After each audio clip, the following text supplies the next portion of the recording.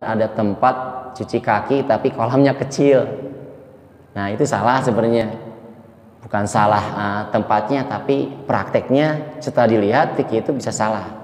Kalau di tempat, kalau misalkan takbiratul ihramnya tidak diucapin, sah tidak? Kenapa para ulama beda pendapat? Karena pengertiannya, pemahamannya menyangkut kalau wajib, misalkan terlupa kita sholat, ada yang sebutnya sholat qodho ya. Memang nggak ada bahasa sholat qodho, tapi sholat ini kita mulai memperhatikan syarat rukunnya sholat.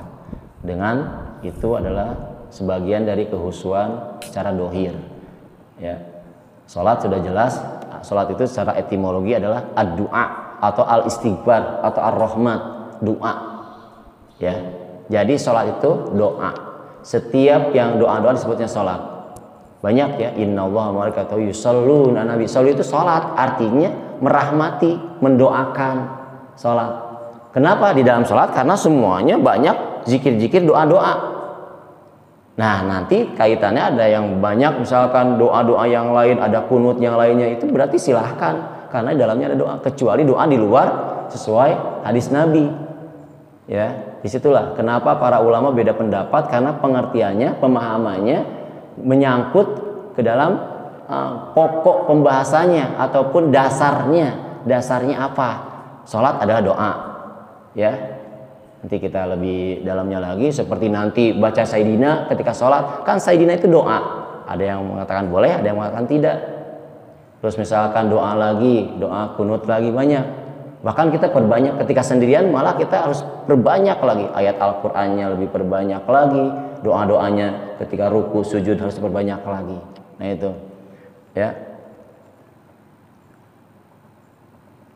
menurut syara sudah jelas, diawali dengan takbir, diakhiri dengan salam. Berarti nanti ada hak qauli, hak pa'li, hak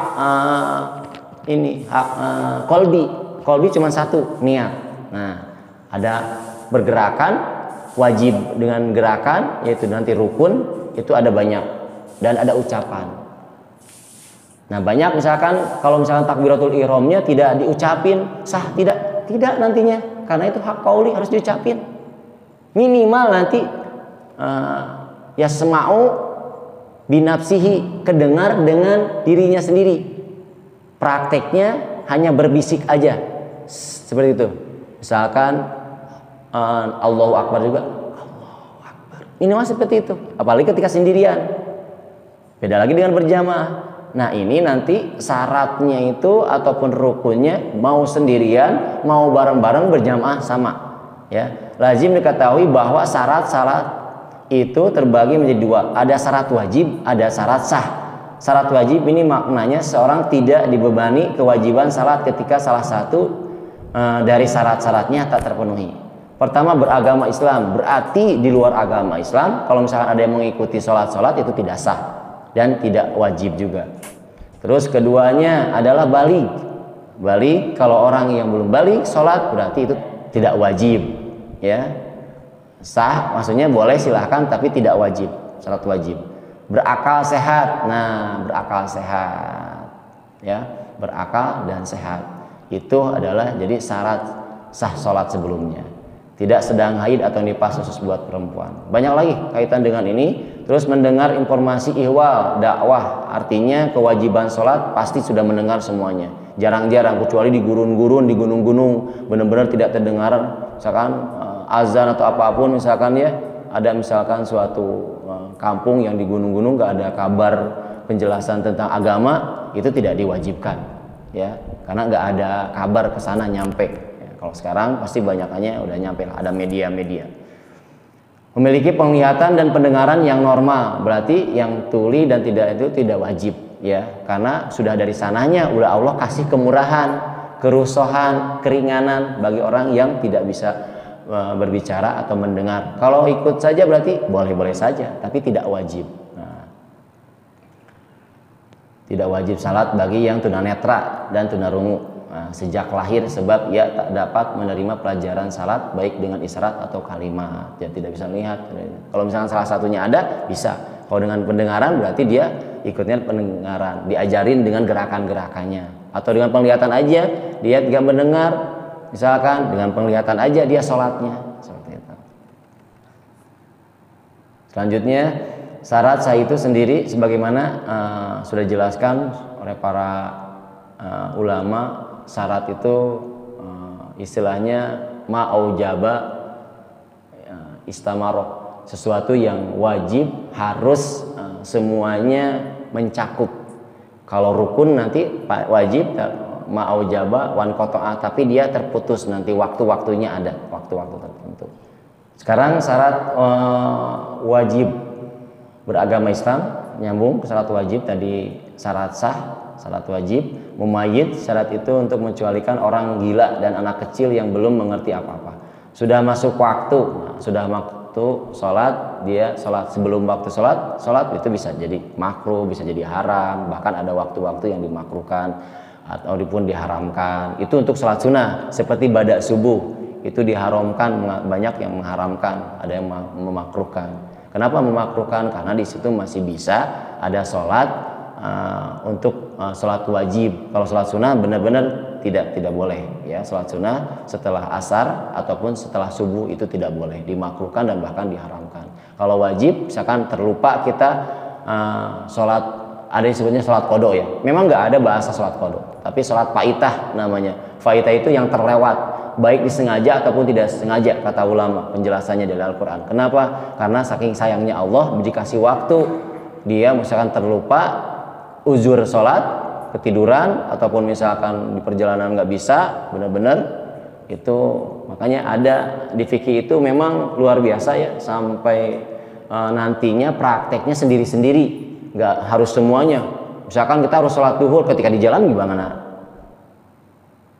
Tidak saklek ya, fikih itu tidak saklek. Bahkan jangankan yang sunnah, yang wajib pun bisa jadi haram, yang haram pun bisa jadi wajib. Ya tadi wajib itu yang jadi wajib bisa jadi haram, contohnya sholat bisa jadi haram, kan tadinya wajib sholat, dilakukannya bukan di waktunya atau belum waktu, itu haram nantinya. Yang haram jadi bisa jadi wajib, bisa dalam makanan atau apapun ya. Nah di situ, jadi fikih itu tergantung ilatnya, tergantung al-hukmu yadurru bi illati. Hukum itu tergantung perputaran dengan alatnya, yaitu termasuk prakteknya sendiri-sendiri nantinya. Kalau secara umum ya untuk penjelasannya silahkan, tapi prakteknya itu sendiri-sendiri. Makanya di sini ulama saking panjangnya penjelasan tentang fikih itu banyak pertanyaan-pertanyaan. Ketika ini, kalau seandainya ini, seandainya itu dijawab semuanya sama ulama. Kayak ngambil dari ibarat Al-Quran dan hadisnya.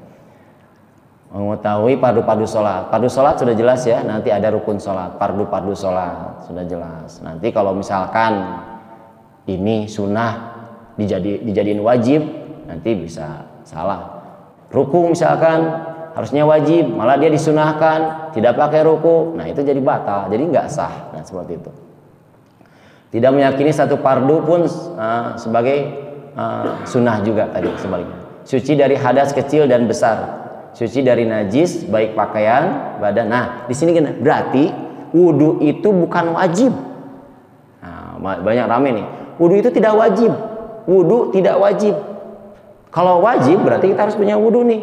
Wajibnya itu dia mau sholat. Nah, gitu. Tapi kenapa di sini bahasanya suci dari hadas kecil dan besar, tidak suci harus dengan wudu? Karena apa? Kalau tidak bisa wudu bisa dengan tayamum. Hadas besarnya yaitu dengan air juga, mandi besar. Kalau tidak bisa dengan mandi besar, dengan tayamum. Praktiknya sama, tayamum juga. Mau wudu maupun hadas besar itu praktiknya sama, hanya muka dengan telapak tangan. Ya, itu. Kalau ada dengan najis, dengan apa dibersihkannya? Selain air, yaitu dengan batu ataupun yang mengkiaskannya ya dengan tisu. Oh, banyak. Bukan dengan apa? Bukan dengan debu, bukan. Debu buat tayamum. Kalau buat mensucikan dengan batu atau tisu, atau yang istilahnya seperti kata ulama itu yang mirip batu itu yang padat, yang padat-padat. Nah, disitulah penjelasannya kenapa perbedaan-perbedaannya ya. Nah, itu. Kalau kita kadang-kadang kalau ada najis itu pakai tanah ataupun misalkan cuma dikasih pewangi, jangan. Itu nggak bisa. Meskipun kelihatannya wangi, tapi tetap itu najis masih ada. Suci dari hadas kecil dan hadas besar. Jadi wudu itu tidak wajib. Yang wajib itu menghilangkan hadas kecil, yaitu dengan wudu. Iya, takutnya kalau seandainya wudu nggak bisa dengan tayamum, makanya bahasanya seperti itu, suci dari hadas kecil dan besar. Suci dari najis juga, najis pakaian, badan maupun tempat salat. Nah, di tempatnya di sini pakaian badannya suci juga. Setelah tidur tuh subuh nih, kita contoh subuh. Setelah tidur itu sebenarnya tidak wajib mandi, enggak. Ada yang katanya harus mandi dulu sebelum sholat, enggak. Ya, kan di sini harus bersih aja, harus suci saja, bukan harus mandi. Ya, kalau kecuali ada najis, ada kotor. Tapi disunahkan ketika bangun tidur itu, kalau Syafi'iyah sunnah hukumnya cuci tangan. Kalau yang lain, madhab yang lain malah wajib. Takutnya ketika tidur kan tahu sendiri, gerakan kita nggak ketahuan. Ya, jadi kalau Syafi'iyah disunahkan cuci tangan. Kalau yang lain malah wajib. Itu saya baca dalam kitab, banyak kitab lintas madhab. Ya. Nah itu tempatnya, pakaiannya, apalagi airnya tuh sudah jelas airnya itu bukan berarti harus di tempat yang dua kula yang gede, enggak. Ember kecil juga nggak apa-apa tapi airnya dari sumur atau dari air hujan, dari semuanya bisa. Cuman hanya masalahnya gini, maaf, misalkan ada tempat cuci kaki tapi kolamnya kecil, nah itu salah sebenarnya. Bukan salah tempatnya, tapi prakteknya setelah dilihat fikih itu bisa salah. Kalau di tempat saya atau di mana-mana, karena ulama juga untuk jaga kehati-hatiannya, kakinya takut najis.